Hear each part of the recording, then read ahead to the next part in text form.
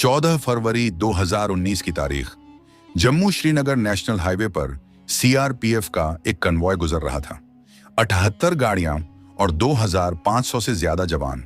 सब कुछ नॉर्मल लग रहा था, पर तभी एक लिंक रोड से एक रेड कलर की मारुति इको कार तेजी से आती है और सीधा कन्वॉय के बीच चल रही बस नंबर HR 49F0637 से टकरा जाती है। एक जोरदार ब्लास्ट होता है जिसकी गूंज 10 किलोमीटर दूर तक सुनाई देती है। कुछ ही सेकंड्स में बस का नामो निशान मिट जाता है और सड़क पर फैल जाता है सिर्फ मलबा और खून। यह कोई एक्सीडेंट नहीं था, यह एक वेल प्लान्ड कॉन्स्पिरेसी थी जिसे हम ब्लैक डे के नाम से जानते हैं।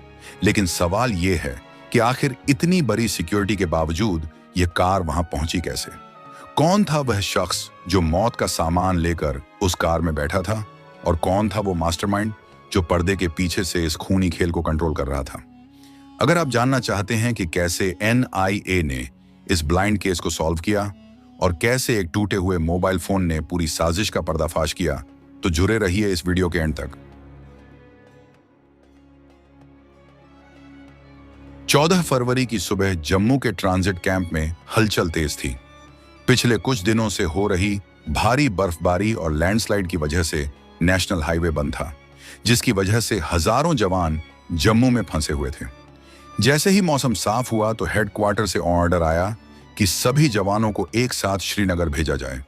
सुबह के करीब 3:30 बजे 78 गाड़ियों का एक लंबा काफिला जम्मू से निकलता है। इस काफिले में 2500 से ज्यादा जवान सवार थे, जो अपनी छुट्टियां बिताकर वापस ड्यूटी पर लौट रहे थे। इनमें से कई जवान ऐसे थे जो अपने घर वालों से वादा करके आए थे कि वो जल्द ही वापस आएंगे। किसी को अंदाजा नहीं था कि यह सफर उनका आखिरी सफर होने वाला है। काफिला पूरी सिक्योरिटी के साथ आगे बढ़ रहा था। रोड ओपनिंग पार्टी ने रास्ते की चेकिंग कर ली थी और गाड़ियां अपनी रफ्तार से श्रीनगर की तरफ बढ़ रही थीं। दोपहर के करीब 3 बजे काफिला कश्मीर वैली में एंटर करता है और पुलवामा के लेथपोरा इलाके के पास पहुंचता है। ये वो जगह थी जहां सड़क थोड़ी घुमावदार और चढ़ाई वाली थी। ठीक इसी वक्त एक सर्विस रोड से एक मारुति इको कार हाईवे पर आती है। इस कार को चला रहा था 20 साल का एक कश्मीरी लड़का आदिल अहमद डार। आदिल ने अपनी कार की स्पीड बढ़ाई और धीरे धीरे काफिले के साथ चलने लगा। सिक्योरिटी वाहनों को चकमा देते हुए वो काफिले के बीच में घुस गया। उसका टारगेट थी 76वीं बटालियन की बस नंबर HR 49F0637, जिसमें 40 जवान बैठे थे। जैसे ही आदिल की कार बस के बराबर पहुंची, उसने कार को सीधा बस की तरफ मोड़ दिया। एक भयानक टक्कर हुई और उसके तुरंत बाद 200 किलोग्राम एक्सप्लोसिव्स फट गए। धमाका इतना तेज था कि बस के परखच्चे उड़ गए और लोहा पिघलकर सड़क पर बिखर गया। जो मंजर वहां था वो किसी भी इंसान की रूह कंपा देने वाला था। ब्लास्ट के बाद वहां सिर्फ धुएं का गुब्बार और चीख पुकार थी। जो जवान दूसरी गाड़ियों में थे वो तुरंत नीचे उतरे और उन्होंने कॉम्बैट पोजीशन ले ली, क्योंकि उन्हें लगा कि शायद आतंकवादियों ने फायरिंग शुरू कर दी है। लेकिन वहां कोई फायरिंग नहीं हो रही थी, वहां सिर्फ मौत का सन्नाटा छा रहा था। बस नंबर HR 49F0637 पूरी तरह से राख बन चुकी थी। इस हमले में हमारे 40 बहादुर जवानों ने अपनी जान गंवा दी थी। पूरे देश में गुस्से और शोक की लहर दौड़ गई। हर तरफ सिर्फ एक ही मांग थी, बदला। लेकिन इन्वेस्टिगेशन एजेंसियों के लिए यह एक बहुत बड़ी चुनौती थी। यह एक ब्लाइंड केस था। हमला करने वाला आदिल अहमद डार ब्लास्ट में मारा जा चुका था और कार के टुकड़े टुकड़े हो चुके थे। सबूत के नाम पर वहां कुछ भी नहीं बचा था। नेशनल इन्वेस्टिगेशन एजेंसी यानी NIA की टीम जब मौके पर पहुंची तो उनके सामने सबसे बड़ा सवाल यह था कि इस हमले की शुरुआत कहां से की जाए। इन्वेस्टिगेशन टीम ने पूरे इलाके को छान मारा। मेटिकुलस सर्च के बाद उन्हें मलबे के ढेर में एक बहुत छोटा सा मेटल का टुकड़ा मिला। यह टुकड़ा उस मारुति इको कार के शॉक एब्जॉर्बर का था। इस छोटे से टुकड़े ने इन्वेस्टिगेशन की दिशा ही बदल दी। इस पर कुछ नंबर लिखे हुए थे जो शायद आग की वजह से धुंधले हो गए थे, लेकिन फॉरेंसिक एक्सपर्ट्स की मदद से NIA ने इन नंबरों को डिकोड कर लिया। यह इंजन नंबर और चेसिस नंबर का हिस्सा थे। यही वो पहला सुराग था जिसने एजेंसियों को उस दरिंदे तक पहुंचने का रास्ता दिखाया जिसने इस कार को खरीदा था। मारुति सुजुकी के इंजीनियर्स की मदद से पता चला कि यह कार 2011 में मैन्युफैक्चर हुई थी और पहली बार अनंतनाग में बेची गई थी। लेकिन कहानी यहां खत्म नहीं होती। पिछले 8 सालों में यह कार 7 अलग अलग मालिकों के हाथ बिक चुकी थी। एनआईए की टीम एक के बाद एक सभी मालिकों तक पहुंची और अंत में उन्हें पता चला कि हमले से ठीक 10 दिन पहले यानी 4 फरवरी 2019 को यह कार सज्जाद भट्ट नाम के एक आदमी ने खरीदी थी। सज्जाद भट्ट बिजबेहारा का रहने वाला था। जब पुलिस सज्जाद के घर पहुंची तो वो वहां से फरार हो चुका था। सज्जाद का गायब होना इस बात का सबूत था कि वो इस साजिश का हिस्सा था, लेकिन सज्जाद सिर्फ एक प्यादा था।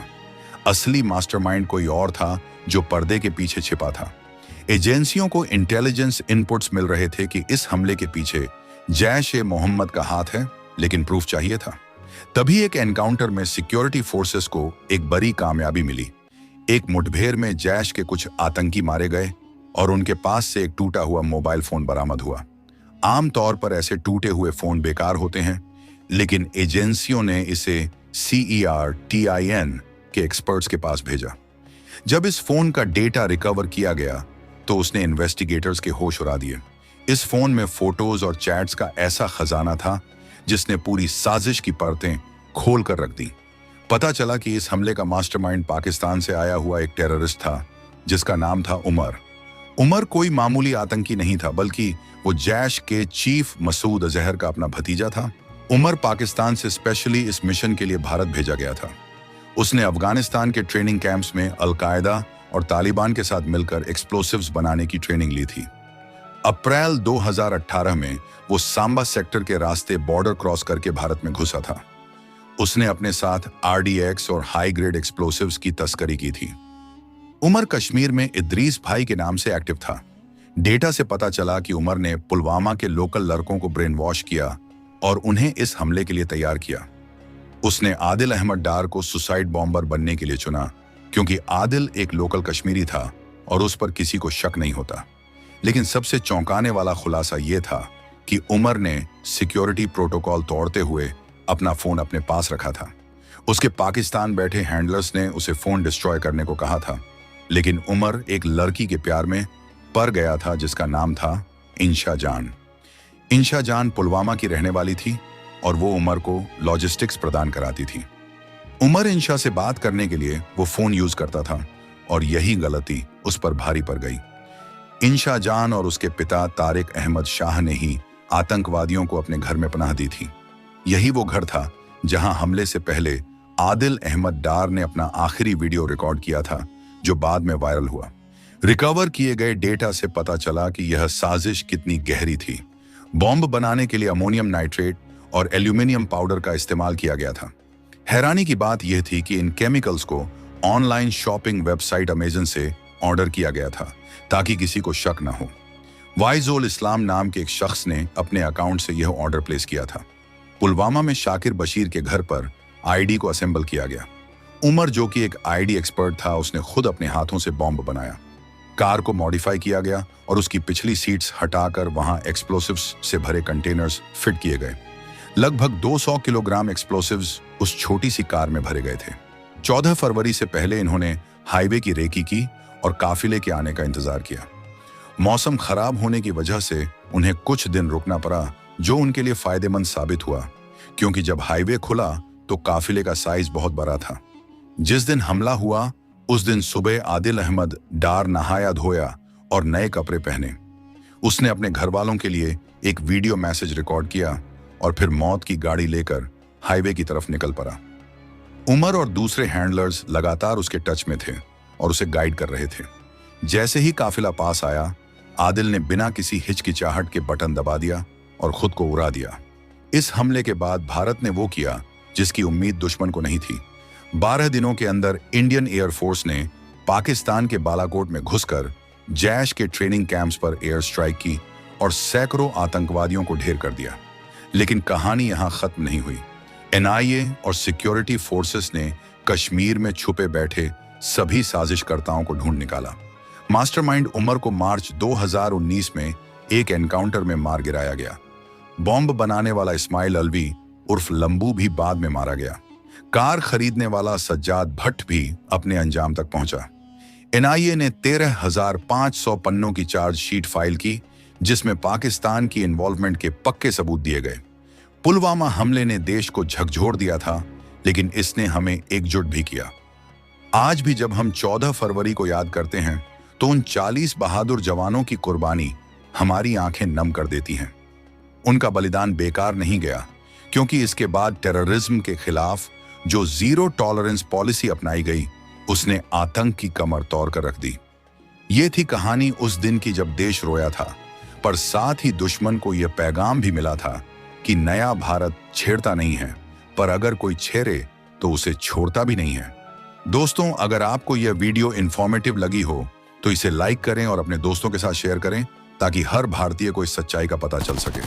और अगर आपको जानना है कि पहलगाम अटैक कैसे हुआ था और उसका बदला हमारी भारतीय जवानों ने कैसे लिया था, तो आप ऊपर आई बटन को क्लिक करके देख सकते हैं।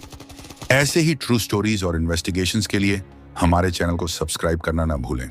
जय हिंद, जय भारत।